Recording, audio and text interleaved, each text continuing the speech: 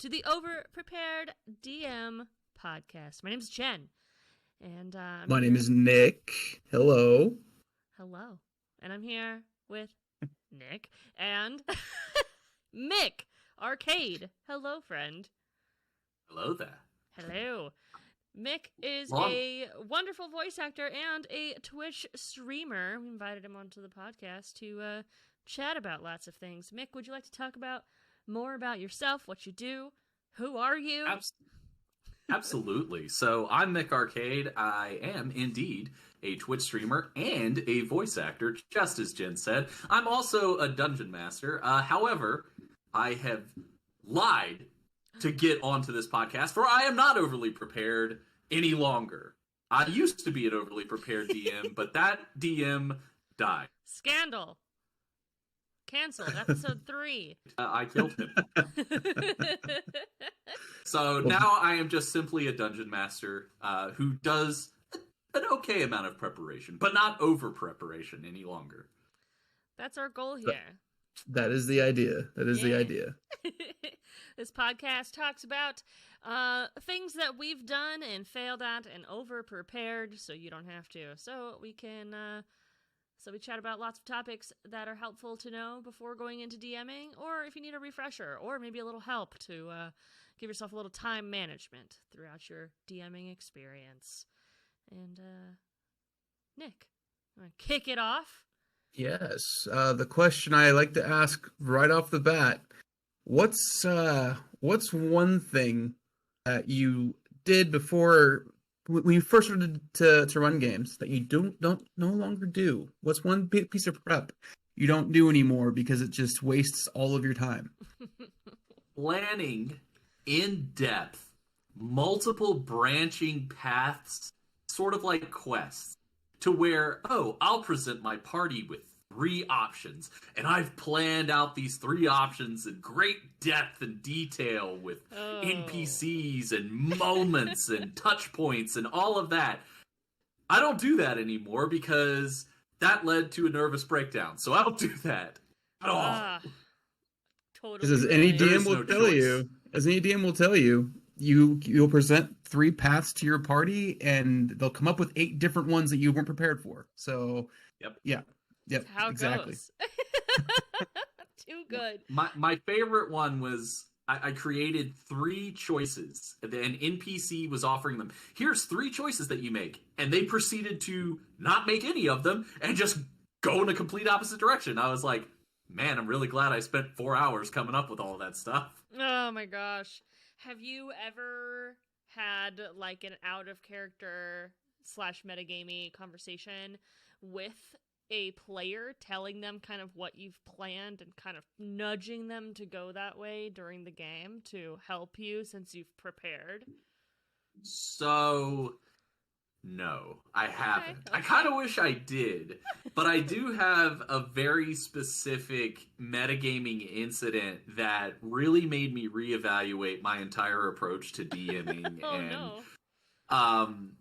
It was a modification on Curse of Strahd. So they're in Barovia. Okay.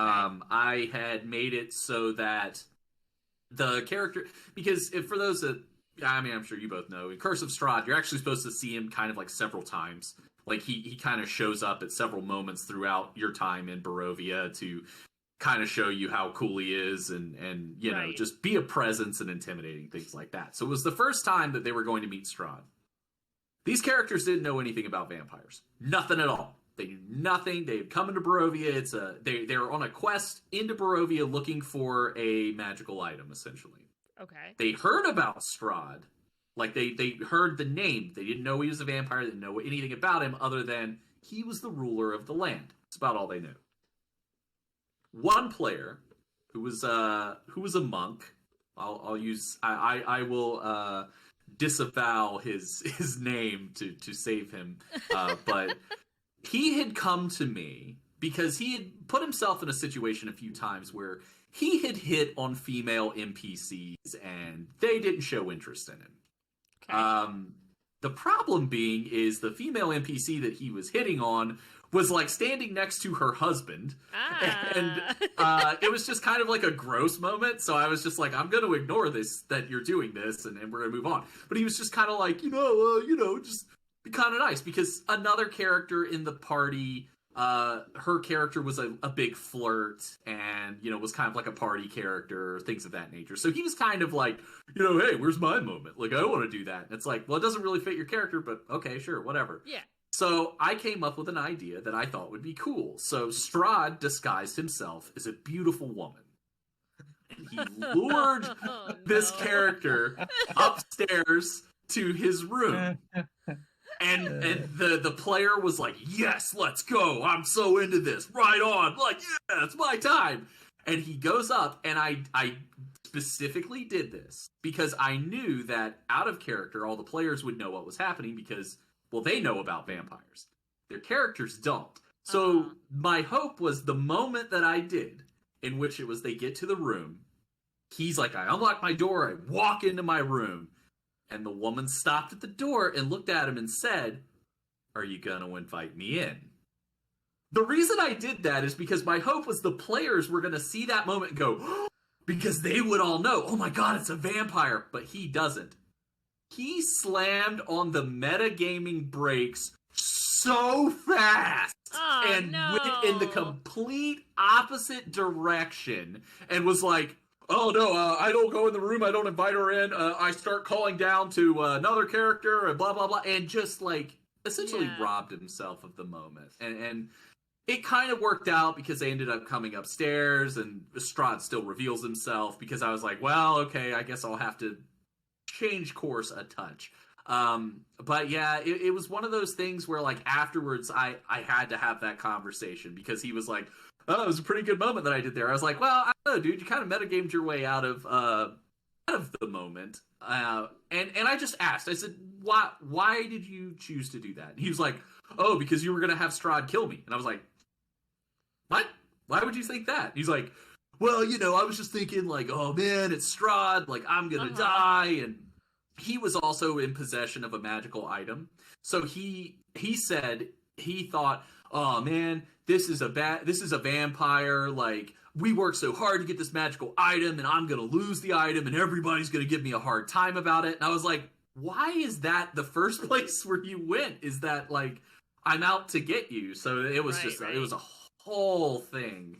But I do wish, looking back, maybe I would have like nudged to be like, well, you don't really know this, but I didn't in the moment. I just kind of rolled with it.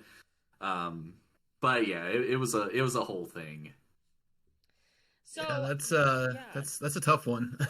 that brings me up. So throughout your topic, I wrote down two things that you mentioned. You said one, that he robbed himself of the moment, and I think that's a really big notice and flag to wave for all your players, is that when you're metagaming, you're robbing yourself of the game, because it's really a matter of engaging in those hair-raising and nail-biting moments, and it's not about getting the easy way out. It's fun to be in trouble. It's fun to have a hard time. At least it's supposed to be.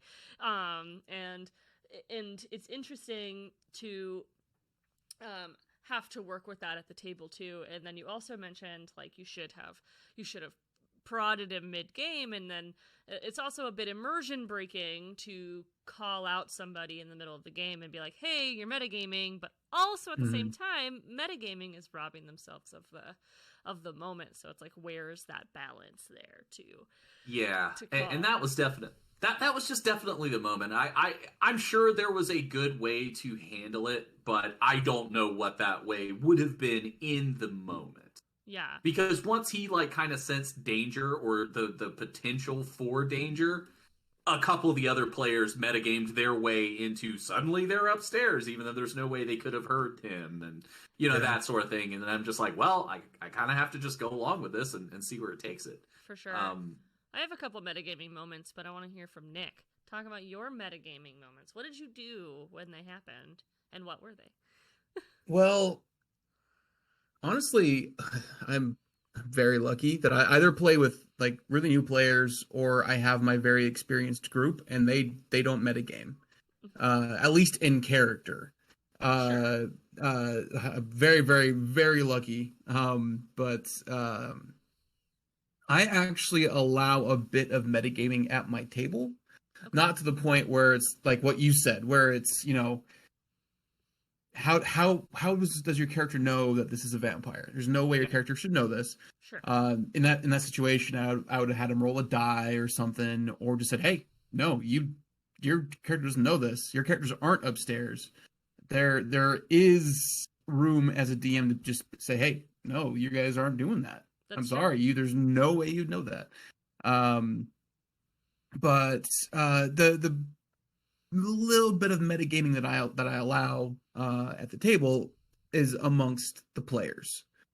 The players are good at metagaming in a way of being like, "Hey, is this an undead? Is this a vampire? Is this a whatever? Is this the monster that we're going to see?" And the players know it, but they don't play it like their characters do. I think it all comes down to a session 0. I mean, you can boil it down to session 0 a lot of the time and just say, "Hey, don't metagame as a character, because you will rob your character of these moments," like you said, Mick. It's huge to make sure that your players, one, understand don't do it, and two, if you're doing it, you can allow me to say no as the dungeon master. Like the DM can say, "No, you don't do that because you're metagaming," and that should be okay. Yeah, definitely. No, you can absolutely call out your players, but also you can do it quickly by just doing the no but or the no and.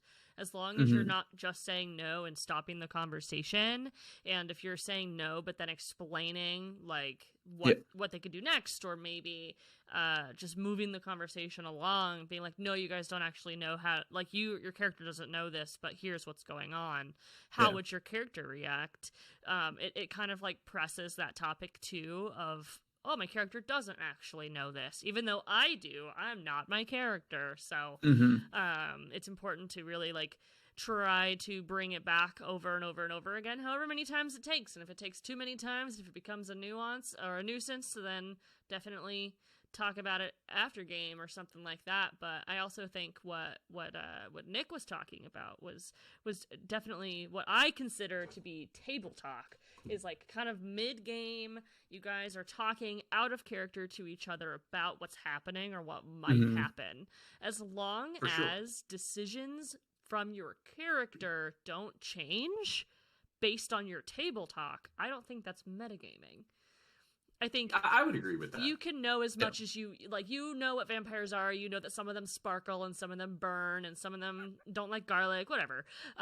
But as long as your character continues to know nothing, no matter how much you've talked about, then I think it doesn't matter. Personally, I do know some DMs who absolutely no table talk is allowed. You can only talk in character, through character, all that. Those are real intense games. But at the same time, that really gets you into character and gets you practicing to ask questions in character too. Because maybe you know what vampires are, but your character doesn't know what vampires are. But you have this possibly, "Why would you ask me to come in? My door is open. That's clearly an invite." And then it's like, "Well, now I'm curious why you would ask me that." And then you ask it in character, and there you go. You're not metagaming. Easy peasy. Hopefully. I have had moments where I've had players playing with me metagame, not to like toot my own horn, but I would say that I'm very good at not metagaming. But I've had players that have played with me who have metagamed based on what I've done. For a very short instance, like I've gone into a room and there was 3 doors and I randomly picked one and it happened to be the right one. And then the person who came in after, quote, randomly picked one, but also picked the same one, and they said they randomly picked it. And it was just a little like, if you really wanted to be random with it, you could have rolled a die. You can also, roll dice for yourself. Make a decision. Percent die. Like if you do 50% or more, then maybe you pick the right one. If you're really trying to control that metagaming, but also being like, well, I do have this outside knowledge. Like I'll just leave it to the die because the die tell their own stories. Yes, Yeah, I love that. That's excellent. That's a good Yeah, line. that's one thing I do because whenever I get to play, I'm a DM. I've read the monster manual. I've seen almost every stat block you can see in 5e. And if I'm playing a game and I know something's coming my way, as a DM, I don't want to. I know that the DM that's running the game is going to hate it if I'm like, hey, this is a blue dragon, you know. But have a conversation with your DM and be like, hey, I'm a DM too. I know what things are. If I ask you if I know what this is, can I roll for it? Because it's fantasy world. Of course, people are gonna know about dragons and stuff. Maybe there's an off chance that this character knows something about this monster. Right.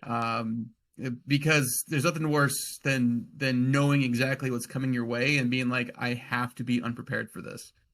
Like I know that this beholder can not allowed. can turn me to dust, but I have to come on unprepared for this. Yeah, it's rough, but just talk to your DM or whoever you're playing with, and if there's somebody who is a know-it-all like me in D&D, just say, hey, we'll have you roll for things. Don't just come out and say what it is. We'll have you roll and see if you know, and if not, just roll. Let's go with it. It's gonna be fun. So when I did a one-shot with Jen, she DM'd it and did a great job, and it was super, super fun. Oh, I actually played a Bard of the College of Lore partially for that reason, because as a DM, I do know a lot of like stat blocks and monsters and weaknesses and things like that. So I did it that way so that I could leave it to a roll. Mm-hmm. I'm like, have I ever read about this monster? Have I ever seen about this monster? And part of my selection of that, class and specialization was because I know a lot, and I didn't want to put myself in a situation where I accidentally overstep or accidentally metagame because I'm like, oh, this is it. Because I feel like, in a sense, like if you're a DM, like when you're preparing all this stuff, you kind of go on autopilot a little bit. You're like, okay, so it's this, and I need this and this and this. And you're like, wait a minute, does my character know any of this? So that was partially why I did that. But you can't always do that, unfortunately, because, in that case, it's like, well, you just know everything about everything, don't you? That's true. And also, I think on the opposite end of the spectrum, I think it's interesting to have a player who has an encyclopedic knowledge of D&D. I admit I have read the monster manual, but do I know them all? Not at all.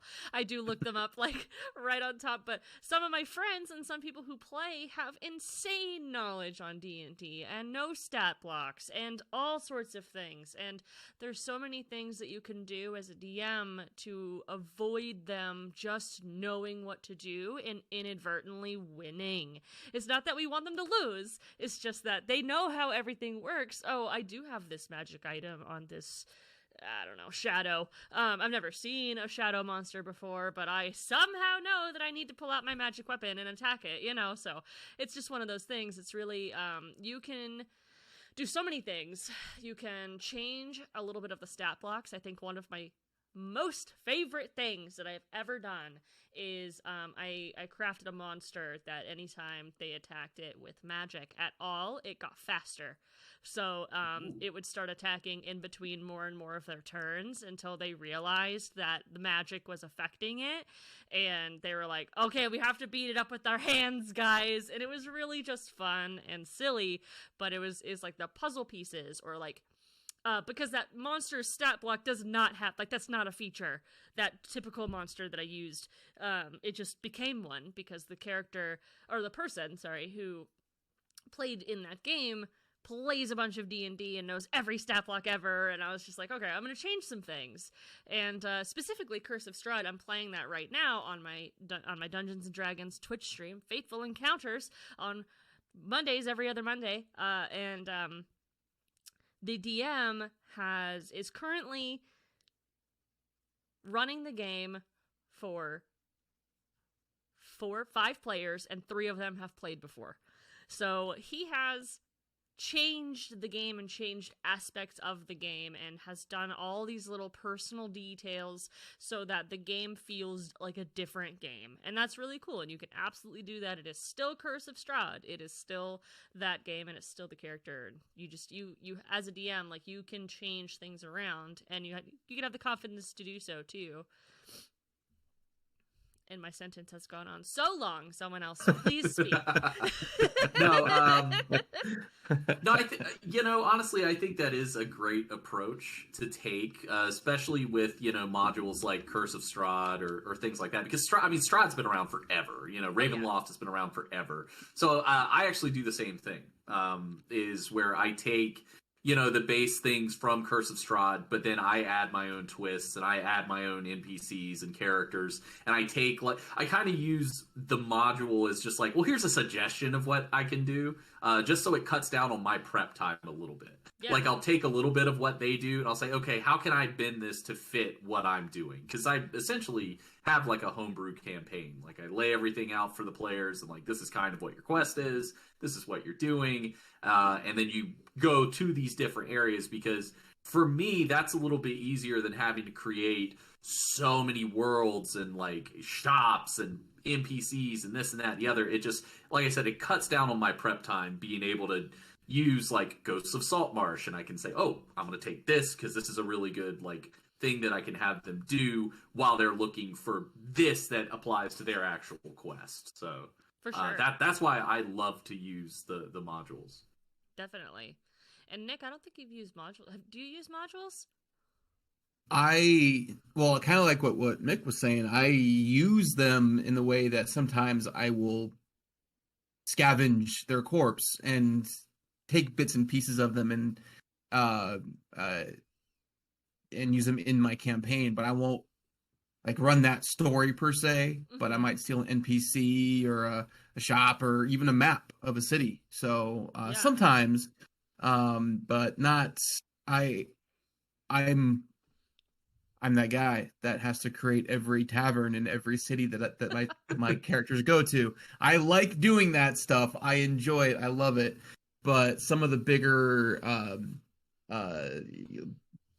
settings that you can go to in the D&D multiverse, a good example of that right now is there's a possibility one of my characters in my Wednesday night campaign can go to the Outlands, which is like that's a D&D multiverse like cog in the wheel, if you will. Yeah. So yeah, I'll use stuff like that all the time, but I won't play that story per se, because sometimes I read a villain and I'm like, but my villain would do it this way, so I'm going to make it this way. And I think it'd be cooler if he was a woman and a little older maybe, and and I'll change things around. And I eventually it's just like, oh, well, this was Mines of Phandelver, now let's just throw that away and I'll just have my own little thing. Yeah. And I'll keep a few people from it.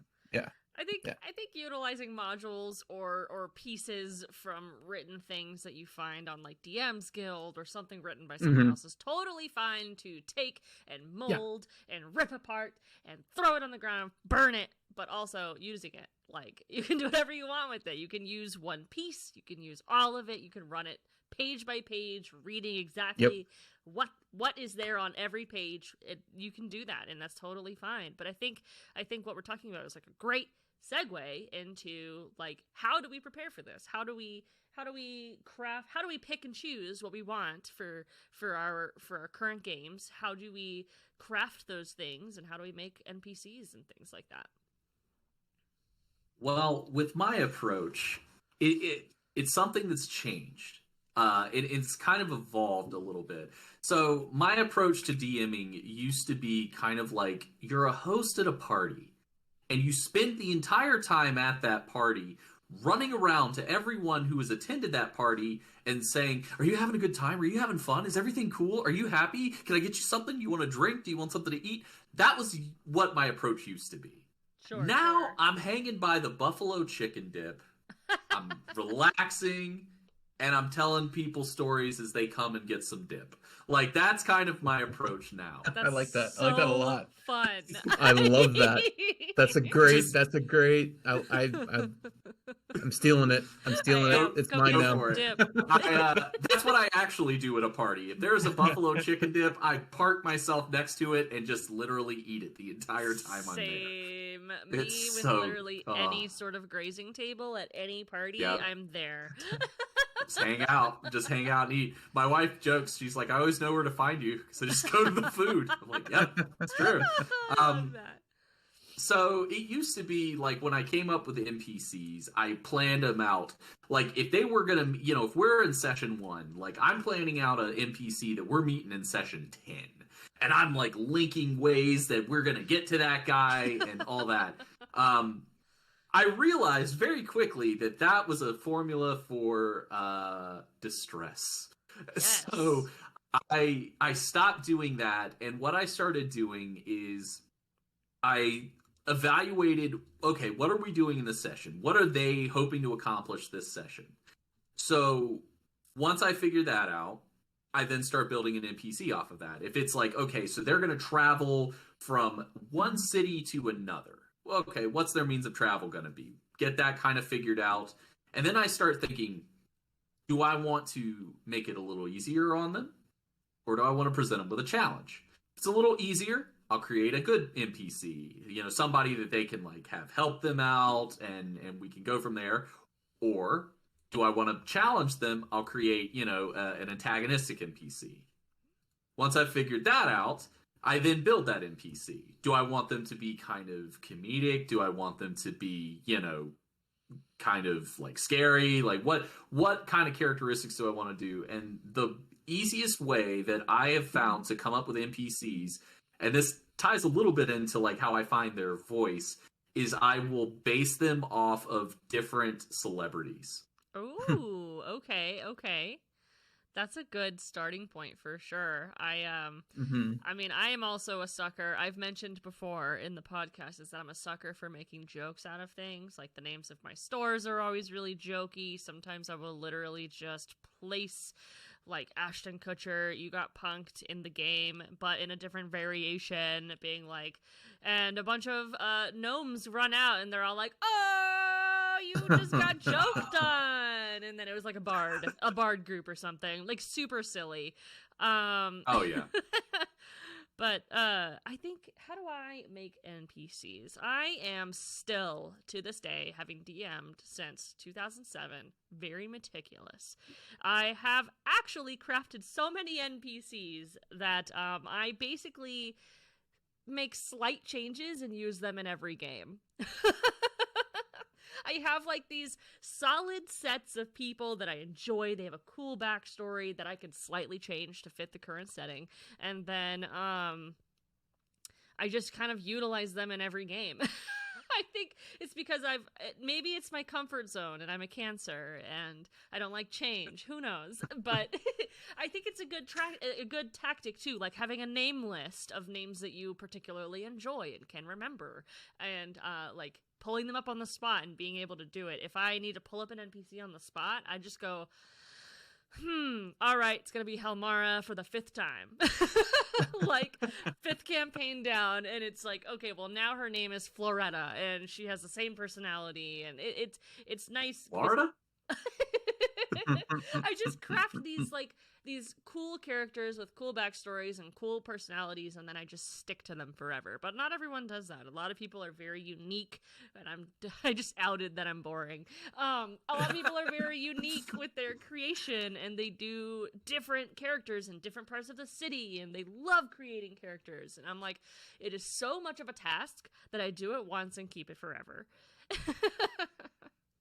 I think that's a great method to have, honestly. I did do that a little bit when I first started. I approached I made like this character Zalmov, who was like a blood hunter, and he was kind of always helping out the party, and he was very cool. He was very like Vampire Hunter D inspired and things like that. I created a very antagonistic NPC named Lario Silverhand. He was like a gnome, and he was constantly like a thorn in their sides and was always getting away. And it was one of those like, hey, I'll help you if you help me, but he's always screwing him over. So those were the two that I put a lot of work into initially, and they were really popular. But where I kind of started to do the celebrity thing was because I got a curveball thrown to me by my party one night because one of the players was a ranger, and they were trying to get information in Barovia. And she goes, "Well, okay, I'm going to walk outside the city." I was like, "Okay, sure." She goes, "Are there animals around?" Like, yeah, sure. There's a crow. And she goes, "I'm going to use speak with animals." And I was like, I was not ready for this. So, wait for speak with plants. Yeah. So I was like, okay. And I start talking to her as this crow. And in the middle of me doing the voice, because I just pulled out a voice. Like, I just started doing a voice. And my party goes, Is this Michael Keaton Beetlejuice that we're talking to? And I'm like, oh. So I just leaned into that. And after that, they're like, well, is there any, does he have like other friends that could give us information? And I'm like, a seagull shows up. So I made the seagull Christopher Squawkin', and he talked like Christopher Walken did. Oh my gosh. It gets, and then they met a goose named Goose Willis. And like, so they've met a crane named, Whoopee Crane. Like, it was, I love and those. it's funny. I can actually, because you guys will see this. Here is Goose Willis. Oh my gosh! Oh, it's the goose with the sweater. That's awesome. It is a Love goose it. with a sweater. A friend of mine made that. So once that happened, I kind of really leaned into like, oh, if they just need somebody who's gonna like they're in a town and hey, I ask a guy, could you give me directions to the pub or whatever? I would always have like a list of some celebrities that like if I just needed a voice, and if they're like, hey, what's your name? I could, pull something if I needed to. Most of the time, they're never serious or important NPCs. Anytime it's an important NPC, I've crafted that and there's more behind it. But if it's just like something, hey, where do we go from here? You could just ask Goose Willis and he'll be like, oh, hey, come out to the coast, we'll have a few laughs. Like, just stuff like that. Too good. So, what do you guys think would be good characteristics for like a new DM crafting an NPC? What do you think would be like some dynamic characteristics that all base NPCs should have? Well, I think if you just dive right into the DMG, the Dungeon Master's Guide, they have tables on there for NPC creation. I still use them. Oh yeah. They are great. And a lot of times it starts as just inspiration, and then what I've rolled goes away. It doesn't matter. But it really depends on what the party's looking to do with the NPC or what you're looking to do with the NPC yourself. Sure. That's I honestly, if you're making every tavern keeper different, you're probably being a little overprepared. Yeah. All my tavern keepers are the same. You're showing you're Just overprepared again.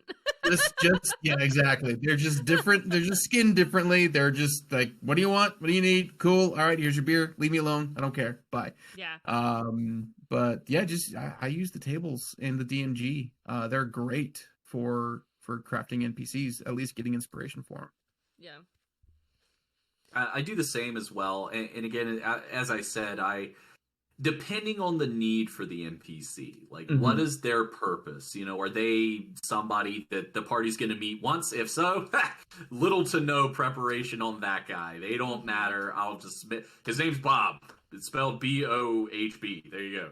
Like, I'll just do something like that. But if they have a purpose, one of the things that I always try and figure out is I kind of try and plan them a little bit like a player. It's like, well, what is their motivation? Like, what does this NPC want? And I don't go like crazy in depth of like he's on a long quest to do this. Like, no, I don't.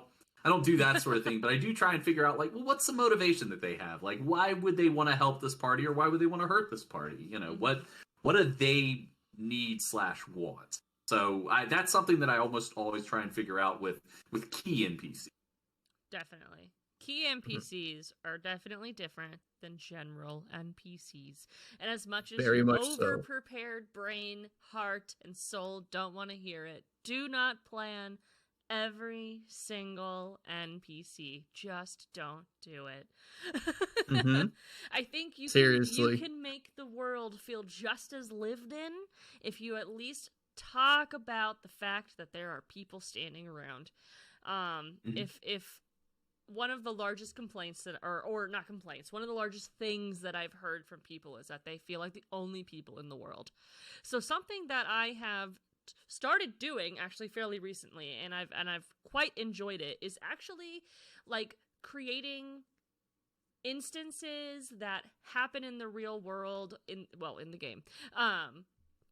That the players don't have to engage in. It's not directly involving them. Like, you come into a bar and you hear a couple people having laughs and drinking, and they're clinking in their glasses and they're touching each other on their shoulders, and then you see this other person like throw coins at the bartender and flip them off and leave, and it's like, you don't have to engage with that person, but you could at the end. Like, it feels lived in when you just explain what people are doing, but you don't have to give every person that you explain a crazy backstory and all the children and different quests and things like that. So I think that's been a good thing that I've started doing, that I would like to emphasize or pass on to anybody else who thinks about that. Like, well, I don't know, what are some things that they could do? They could, I don't know, grab onto the guy and tell him to apologize, or he could just get shoulder checked and on his way out, and you just let him go and you never see him again.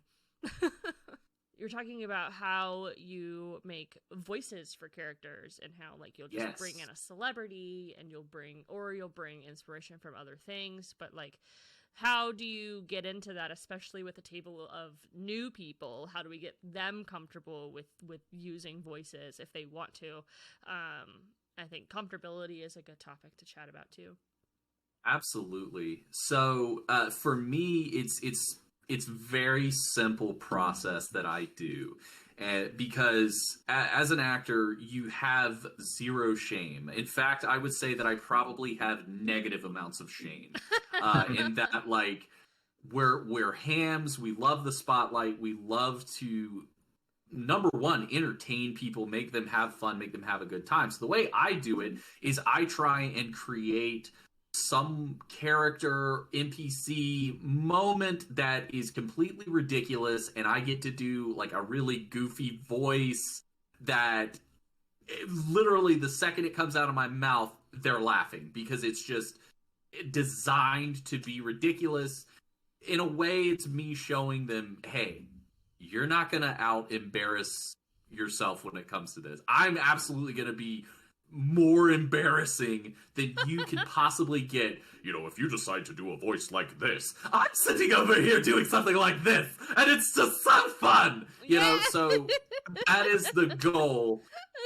It is just, let me be ridiculous, let me be over the top, because if I'm at an 11 and they come in at a 5, they're good. And I have found that works so well, particularly for newer players or for like shy players. I have watched it happen, and it's one of the most magical things I've had happen with DMing, is kind of that, it's almost like an aha moment, I guess, where they're just like, oh, like, and they feel almost encouraged to, like, I want to do a voice, like, let me do this, like, okay, yeah, let's play, let's go back. Yeah. So it's such a cool moment. That to redeem him a bit, that very same player that I talked about, who kind of metagamed his way out of it, his first session, that happened. I did a really ridiculous over the top voice, and the next thing I know, he's not talking in his voice any longer.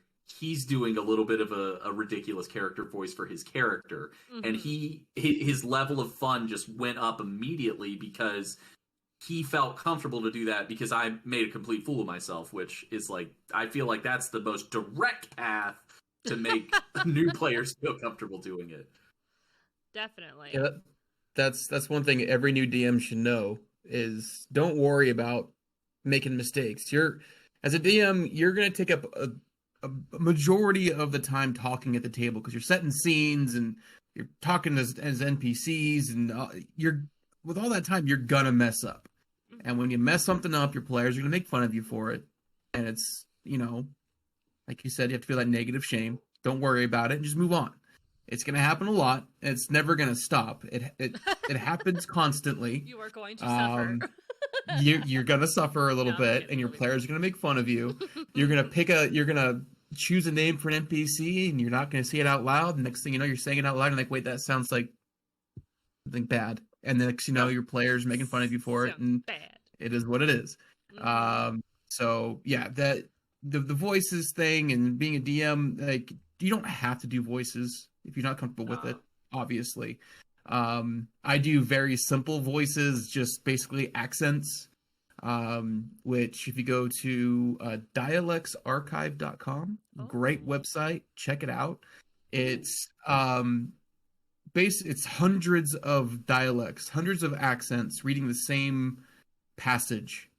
So they've been collecting these since the 80s. So if you want to hear what somebody from Northern Ireland sounds like, listen to it over and over again, and you can kind of emulate that. And if you want to go down to Serbia and get a Serbian accent, you can do that too. There's a lot you can do with that. So that's a cool.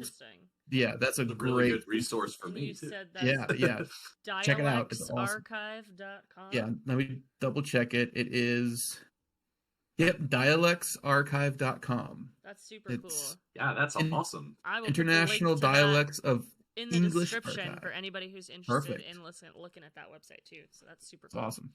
My voice is I am bad at them, but luckily I have an excuse, is that I don't practice because I'm too nervous to practice. So let's talk about DMs being the one nervous to do voices, because I am surrounded by lovely and talented people who are on the internet. Almost all of them voice act to some capacity, even if it's professional D&Ding or something like that. I am over here like, well, I mean, I don't know, I'll just create more female characters and use different octaves of my own voice.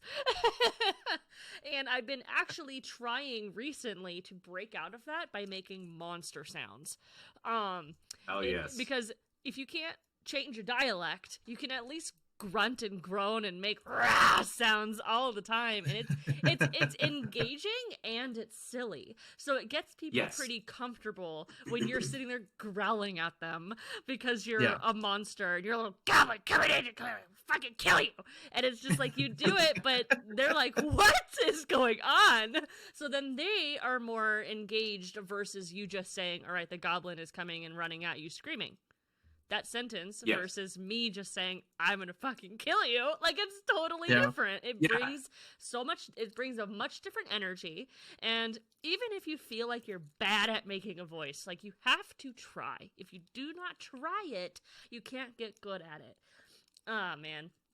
But also, like, new DMs, if you're if you are absolutely so shy that you do not want to make a single character voice because you are too shy, you can craft your world as being monotone land and just emphasize that everyone kind of has that voice and give a reason why. You can at least give a reason why.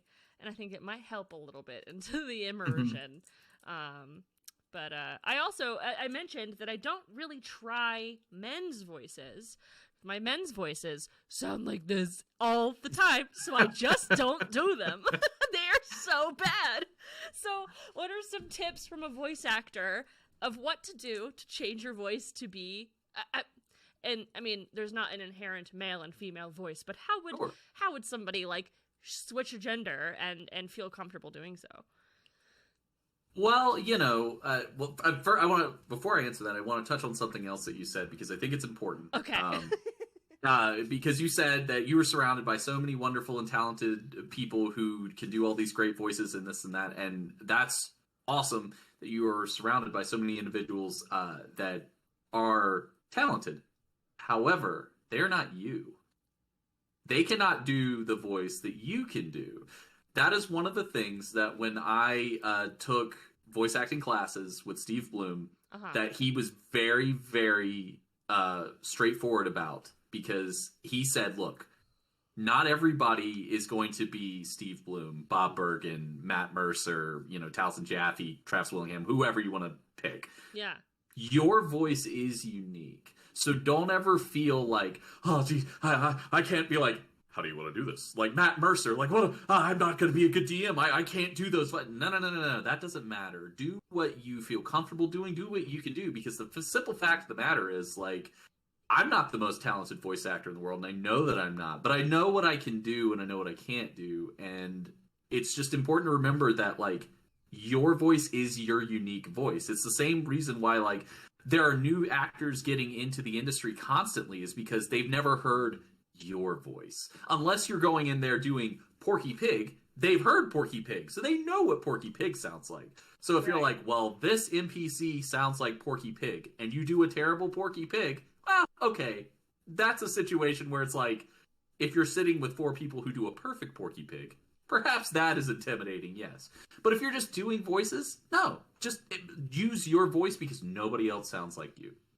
That's true. So I just wanted to put that out there. No, that's like, never feel intimidated. Truly great advice. Absolutely.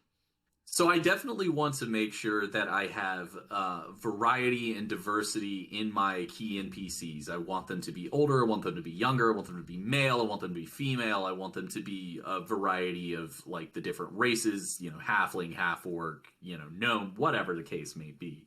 So for me, it's looking at the character and just kind of trying to figure out, well, who are they? What are they about? If it's, this older woman who runs a bar, like, what's her day like? What's her journey like, where she sees this ragtag group of misfits coming to her bar? How is she going to approach that? And that's where I find the voice. To me, it sounds so strange, but, you start with a baseline.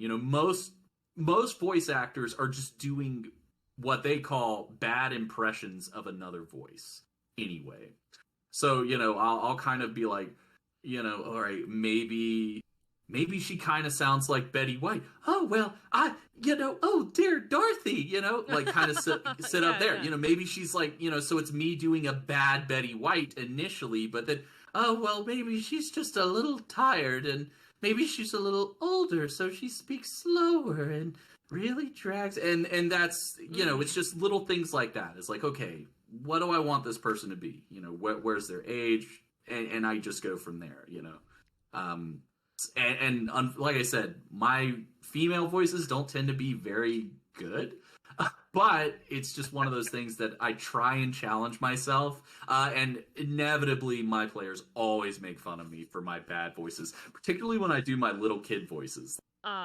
When I think about little kid voices, I always jokingly tell people, especially young people like myself, is to use the uwu voice for little kids. And if you're interested or knowledgeable of the online culture of an uwu voice, it's basically just making your voice really childlike, and then you just kind of sound like a little kid, and I don't know where my dad is. Can you help me? And it's really just... It helps so much. That's a fantastic voice. That was really good. That was really good. Thank you. And I do that for all my little kids. So, I mean, it's my players know exactly what that voice is, and it's a child lost in the street, okay?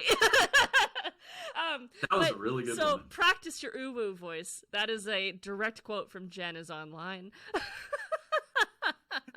But how would you, Nick? You haven't spoken about making voices for NPCs, or like what do you do to prepare, or do you have like a set list? How do you? Well, I do listen to that. I go on the website a lot, and I hear a lot of dialects, and I'll talk to myself in the shower in different accents and dialects and stuff, or I'll just be like, I'll tell my wife, like, hey babe, guess what? I'm gonna be talking weird today. Just bear with me. And she'll be like. She gives me a look like, okay, and she's one of my players. She knows what it's for. But when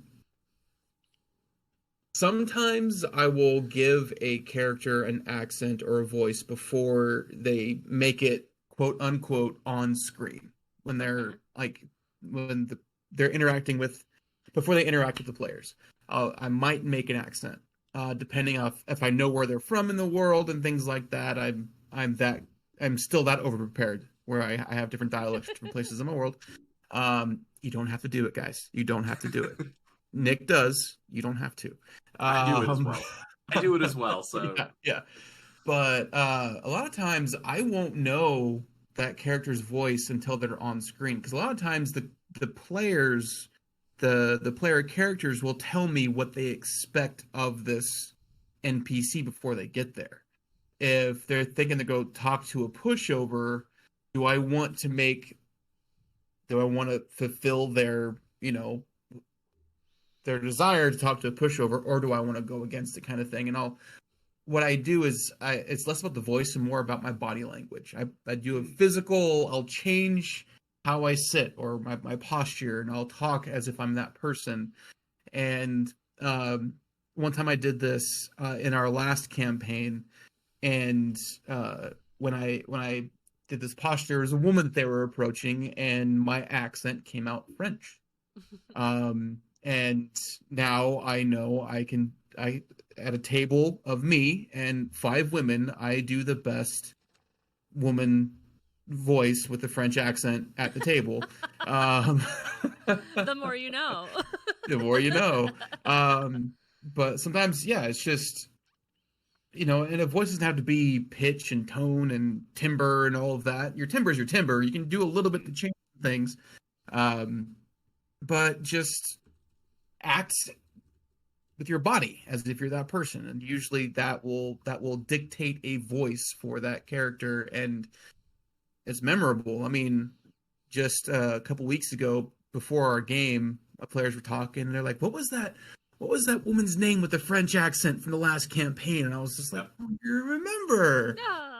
No. It's the best feeling in the world. Yeah, it's awesome. It's great. But yeah, you don't always have to prepare that. Just let your vision of that character and how they would carry themselves, have that dictate the voice sometimes. That's okay.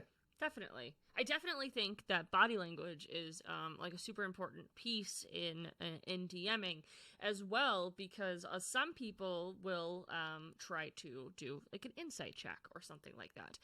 But if you're not giving any body language cues, or if you're not doing it physically, you can at least describe their body language to give those cues to people, because whether you want to believe it or not, insight is not a lie detector. It is. Yeah. You need to have a cue. You need to have something that has been explained in order for them to have any sort of suspicions. So, but if you're not explaining those things, then people will ask to do insight checks and things like that. But body language is one of those things that helps you just portray emotion, portray how closed off someone is, how open somebody is, and it leads to like good rapport building with certain NPCs too. One comment about voicing that I was thinking about while you guys were chatting was multiple times I will start with a voice and lose it and never be able to get it back, and then I just and suddenly my character that had a lovely voice now just sounds like a hoarse old lady, and I can't help it, and that's just how it's gonna be. Sorry, I don't know what voice she had. She is not a changeling. She just, I guess, is sick. Who knows? Yep. That has happened to me a few times where I'll be, sometimes it'll be from session to session. I'm like, oh yeah, I remember what that character sounded like, and I do a completely different voice, and they're like, wait, who is this person? I'm like, it's the guy from, you met him, you talked to him. They're like, it's the same guy. And I'm curious, because obviously with this day and age and post, coming out of pandemic and things like that, there's been lots of online tables and there's been lots of in-person tables. Do you guys feel that you have a different approach in the online as opposed to in person? Because I feel like online there is a little bit more importance placed on doing voices so that it kind of makes it so everybody can tell the differences in all the NPCs and the differences of the characters, because it's harder for me to show you certain posture when you're just looking at like a small bit of me on a screen. So what do you guys think about that? Do you feel it's like more of a challenge, or? Yeah, I can speak to that directly because we used to play in person, and then we went remote when the pandemic hit. Now we're mixing up remote and in person again. Um, I do the same exact thing. I use body language and posture, but on remotely, I have to explain it. Mm-hmm. I say I don't sit here and like move around and cover my mouth or whatever like I would if I was playing in person. I'll say I have to explain to the players what the NPC's doing, and thankfully I got into such a good habit of using my body language playing in person that I recognize when we're playing remotely that I can't do it, so I know when to say it. That's probably the hardest part, is remembering to say the thing that you mean to portray physically. Right. But there's definitely a huge difference. And if you watch our campaign when we play live, it's a totally different energy. I get steamrolled by those women, and it's it's a blast. It's a blast for sure. Super, super fun. I do think a couple good tips for like explaining versus just showing how NPCs are acting.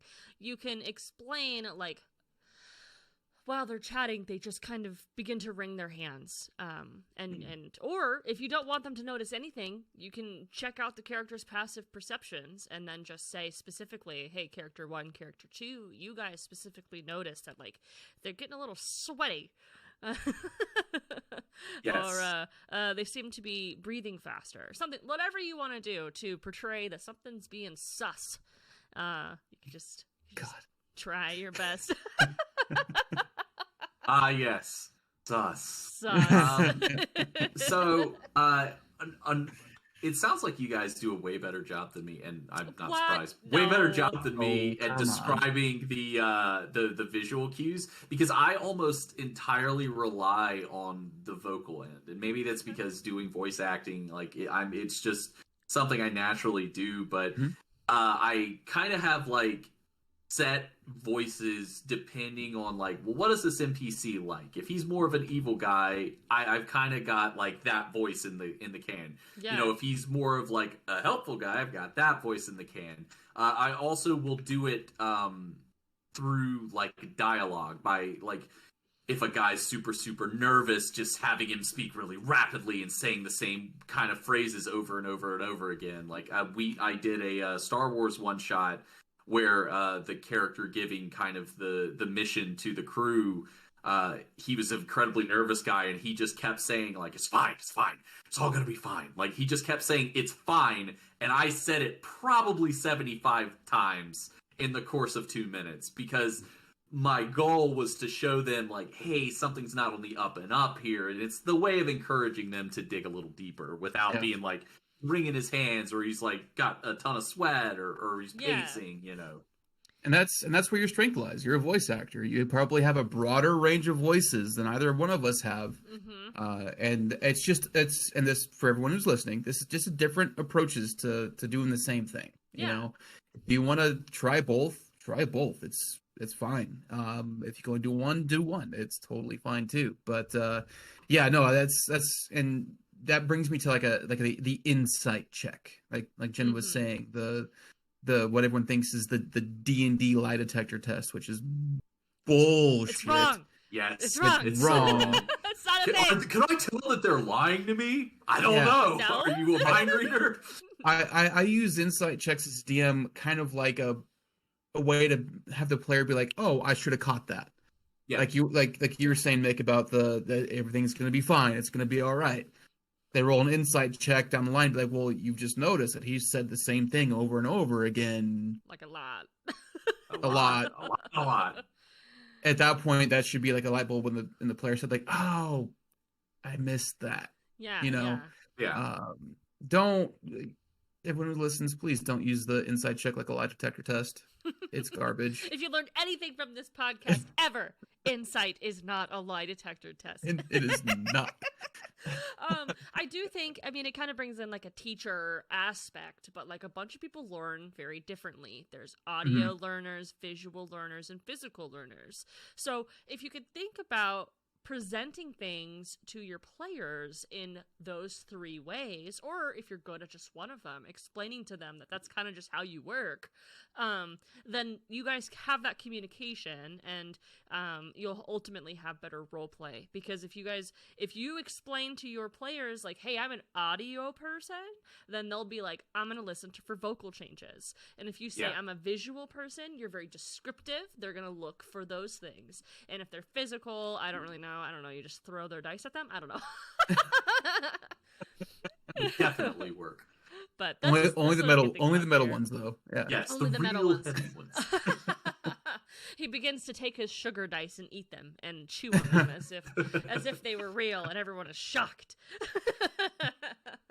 But this has been such a great episode. We've talked about so much. We've talked about metagaming. We've talked about like bending stats and game stuff to be unique and new. We talked about NPCs and modules and using those and making them your own. We talked about making NPCs, voicing NPCs. We talked about getting players comfortable with using voices. And this has been really good. So thank you, Mick, for hanging out with us today. Thank you. Yeah. It's been a pleasure. Thank you for having me. You know, I was very, very happy when you asked me to be on. I can't remember if I invited myself or like you had. Either way, I was just like, if you ever need somebody who could talk a lot, I'm your guy. So I really appreciate you guys having me on. And again, as I said, I don't just say it to butter you up because I'm here. I say it because I mean it. This podcast has made me a better DM. I truly believe that, because it is advice that is honest, advice that really helps you kind of in the areas that you really need the help in my opinion, for being not just a newer DM, just a DM period, because it's always good to see what different DMs do. And as a DM, I feel like that's sometimes a challenge to see or get, because you're kind of in your own little world running it, that you don't necessarily see what other people are doing. So it's very, very cool that you guys do this, and I appreciate it, and I really enjoy it. Thank you. Super nice of you. Well, thank you very much. With your compliments, if you'd like to, we'll end on the highest of notes. I know. If you want to tell people where we can find you, MickArcade, we would love to hear from you more. I am on Twitch 5 days a week at twitch.com/MickArcade. I am on Twitter at MickArcade, and I am on Instagram at MickArcade, because somebody else has the standard MickArcade name, and I can't get it off of them. But I'm out there. I'm playing video games. I'm doing voices. I'm also on YouTube, but there's not a ton of stuff there. That's where my reel will be if you want to hire me for any sort of voice work. That is where you can hear it. But I'm doing voices all over the place. So yeah, come and check me out. I hope that I can give you a good time if you come. I don't guarantee one, but I will definitely try and give you one. And typically once a month, I stream my campaign on my channel, so you can hear me do the same 3 different voices poorly once a month at least. Amazing. And Nick, where can we find you? Nick, at EmoAasimar on Instagram and Twitter, and our Twitch channel is Southwest Gaming Society. We play D&D every Wednesday night. Watch those 5 women come play D&D with me and beat me up every week. It's great. I love those ladies. And I'm Jen. Jen is online everywhere you can possibly think of. And I also stream Dungeons and Dragons over on @Fateful_Encounters. I am not the DM, but I was for a year. All that can be found on Spotify and on YouTube if you're curious and listening to me and my uwu voice or the goblin voice. It's both in that game. So thank you guys so much for hanging out with us today. Hope we kept you company on your drive to work or whatever you're doing. And don't be too overprepared. But we'll see you in 2 weeks. Bye!